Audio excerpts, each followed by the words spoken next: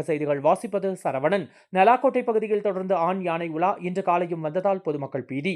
நீலகிரி மாவட்ட எல்லைப் பகுதியாக பந்தலூர் நலாக்கோட்டை பகுதி அமைந்துள்ளது. இங்கு கடந்த பல ஆண்டுகளாக பந்தலூர் டஸ்கர் 12 என்று பதிவு செய்யப்பட்டு அழைக்கப்படும் ஆண் யானை உலா வருவதை வழக்கமாக கொண்டுள்ளது. காலை மற்றும் மாலை நேரங்களில் சாலைகள் மற்றும் குடியிருப்பு பகுதிகளில் உலா வரும் இந்த யானை இதுவரை 6 வாகனங்களை தாக்கி சேதப்படுத்தியுள்ளது. யானையால் அச்சமடைந்துள்ள உள்ளூர் மக்கள் மற்றும் சுற்றுலா பயணிகள் இந்த யானையை கும்கி யானைகள் உதவியுடன் பிடித்து அடர் வனத்திற்குள் விட வேண்டும் என்று வலியுறுத்தி வருகின்றனர். 2 நாட்களுக்கு முன்பு கேரளாவில் இருந்து வந்த சுற்றுலா பயணிகள் மற்றும் வாக்கிங் சென்றவர்கள் அதிர்ஷ்டவசமாக யானையிடமிருந்து தப்பினர். தொடர்ந்து வனப்பகுதியில் இருந்து வரும் ஒற்றை யானை அச்சுறுத்தலால் கூடலூர் அருகிலுள்ள நலாக்கோட்டை மற்றும் அதனை சுற்றுவட்டார கிராமங்களில் பொதுமக்கள் மிகுந்த அச்சத்துடன் வாழ்ந்து வருகின்றனர். இந்த யானையின் தினசரி வருகை மக்களின் இயல்பு வாழ்வை முற்றாக பாதித்து வருகிறது. விவசாயிகள் பயிர்கள் சேதமடைந்து வருகின்றன. குழந்தைகள் பள்ளிக்கு செல்வதற்கே அச்சப்படுகின்றனர். இந்த சூழ்நிலை தற்பொழுது ஊர் மக்களை உறைந்து போவது போல் ஆக்கியுள்ளது. யானையின் வருகை தினசரி நிகழ்வாக மாறியுள்ளது.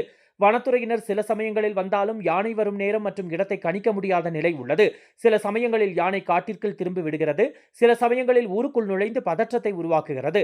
வனத்துறையினர் கொடுத்துள்ள வழிகாட்டல்களை மக்கள் பின்பற்றுகின்றனர். ஆனால் தொடர்ந்து நடக்கும் அச்சுறுத்தலால் அவர்கள் மிகுந்த சலிப்பில் உள்ளனர். இன்று காலை நலாக்கோட்டை குடியிருப்பு பகுதியில் உலா வந்ததால் பொதுமக்கள் பீதியில் உள்ளனர். கோவை நீலகிரி செய்திகளுக்காக எமது சிறப்பு செய்தியாசிரியர் தமிழ் வெங்கடேசன்.